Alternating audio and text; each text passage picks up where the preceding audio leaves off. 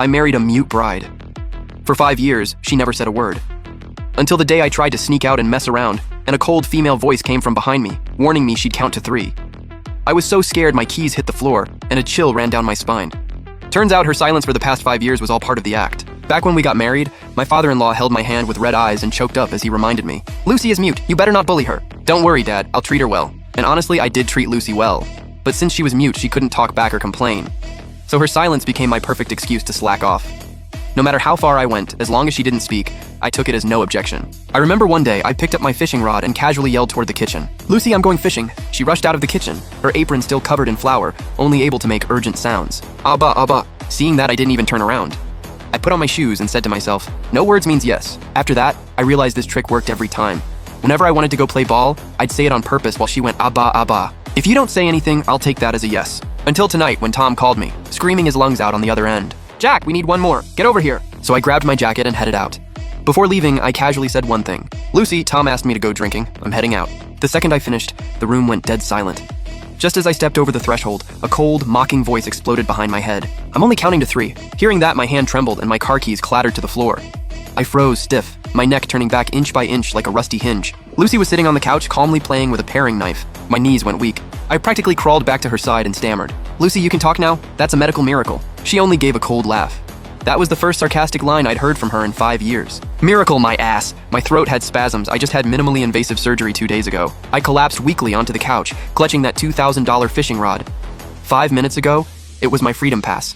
5 minutes later, it was criminal evidence. I swallowed hard and begged, "Lucy, say that again. I think I was hearing things." She sat across from me, peeling grapes. She used to peel them and feed them to me. Now she peeled one and elegantly popped it into her own mouth. Then a grape seed landed perfectly on the back of my hand. She stared at me and snapped coldly, "Are you deaf or are you trying to play dumb with me?" Her voice was crisp and pleasant, but to me it sounded like a horror movie ringtone at midnight. Wiping my sweat, I tested the waters. "So your throat is really better? Didn't the doctor say you needed 6 months of observation? If I hadn't kept pretending, how would I have heard your phone calls?" She exposed the real me on the balcony. Turns out she heard me bragging to Tom that she was the perfect silent trophy wife. She even caught me practicing in the mirror, using a loving voice to lie to her about working overtime. Hearing that, the smile on my face slowly froze. I looked like a cracked plaster statue. 5 years ago, when I married her, my father-in-law cried like the world was ending, saying she was a silent angel with broken wings. Who would have thought that angel was actually an undercover agent lying low for 5 years? Thinking of that, I quickly explained. Lucy, those were all kind lies to protect our relationship." She raised an eyebrow. "Kind? Fine, this rod was $3,200, right?" She exposed my fake accounting on the spot. Back then, I told her it only cost $35, and that it was buy one, get one free. Seeing me stay silent, she kept smirking. "If you don't say anything, I'll take that as permission to snap it." The second she raised her hand, I threw both hands up in panic. No, I'll confess, okay? I confessed about the bank card hidden inside my advanced math book, the secret cash under the vase base, and even my internet cafe records. She nodded with satisfaction, grabbed my fishing rod and set it on the floor. "Very good, Mr. Jack. Welcome to life with a wife who can talk. Now go wash the dishes you've piled up for 3 days. If you don't say anything, I'll take that as you agreeing to handle all the housework from now on." I opened my mouth, but all I could squeeze out was one word. "Okay." Foam from the sink covered my wrists. As I scrubbed plates, I started reflecting on my life. I used to be the dictator of this house. If I didn't like an outfit, I'd make her throw it away, and she'd simply nod and do it. Back then, I even thought, wow, a mute wife really has no complaints. Later, when I asked my mom to stay with us, she quietly went to make the bed. I always thought a mute wife meant no conflict, but thinking back now, behind every nod she gave, there was probably an unspoken, "Screw you." Thinking of that, I couldn't help but shiver. Just then, her voice came from the living room. "Jack, are the dishes done?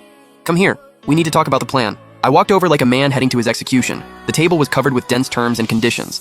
Rule 1, be home before 10 p.m., with no text message applications accepted. Then she read Rule 2, no making decisions outside by using her silence as an excuse. Rule 3 nearly killed me. All secret savings reset to 0, with only $200 of spending money per month. I stared at that $200, my eyes nearly popping out. What could $200 even do? It wouldn't even buy Tom's cat food. She pulled out an old photo and sneered, threatening to send it to Dad if I complained it was too little. It was proof that 3 years ago, I lied about a business trip and secretly went to the beach to ride motorcycles. She mocked me, saying I once knelt down and swore plain porridge would taste sweet with her. My throat felt stuffed with cotton.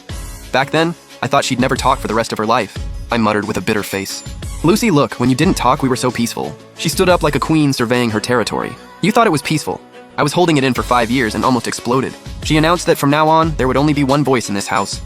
Then she stared at me and started counting down. "If you don't say anything, that means you agree." By the time she reached 2, I shouted, "I agree." In the days that followed, I was completely crushed. A week later, I decided to fight back. It just so happened there was a class reunion. Whenever I brought her before, I was always the man of the hour. The guys envied me for having such a gentle, quiet wife. Tonight, I planned to reclaim my glory. Before going in, I held her hand and begged in a low voice. Lucy, at the reunion, can you pretend your throat still isn't better? I promised to let her ride me like a horse when we got home, and even kneel while peeling grapes for her. She blinked and made an okay sign. I breathed a sigh of relief and pushed the door open with full confidence. Tom was red-faced from drinking and greeted me.